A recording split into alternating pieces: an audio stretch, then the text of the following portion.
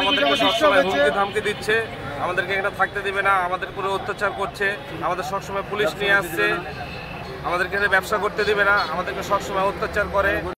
খেটে খাওয়া মানুষদের পেটে সরাসরি লাথি মারছে। এই যে এখানকার হচ্ছে একটা অ্যাডভোকেট হচ্ছে তানভীর আহমেদ মিথুন, সে তার সমস্যা হচ্ছে যে এরা নাকি শব্দ দূষণ করে। আচ্ছা, তো শব্দ দূষণ যদি করে, এটা তো আবাসিক এলাকা না, তাহলে তাকে এখান থেকে বাড়ি সরাতে হবে। এইটা হচ্ছে মিশ্র এলাকা, মিশ্র এলাকায় যে শব্দ সে শব্দ হবেই। আমরা গেলাম ওর কাছে, দেখি ব্যাপার আপনার সমস্যা হবে, যাই তোমরা কথা বলবো না, তোমাদের তোমাদের নামে মামলা আছে, কোর্টে গেলে তোমাদেরকে দেখে নেব, এরকম আমাদেরকে হুমকি দেয়। তখন আমরা দেখলাম যে না, আসলে বিষয়টা কেমন হয়েছে, তখন আমরা মাহাজনকে অবগত করলাম। ওই মায়ের সাথে পুলিশ আছে, পরিবেশ দপ্তরের লোক আছে, ডিবিলি আছে, নিয়ে এসে খালি আমাদেরকে একের পর এক হুমকি দিতে থাকে।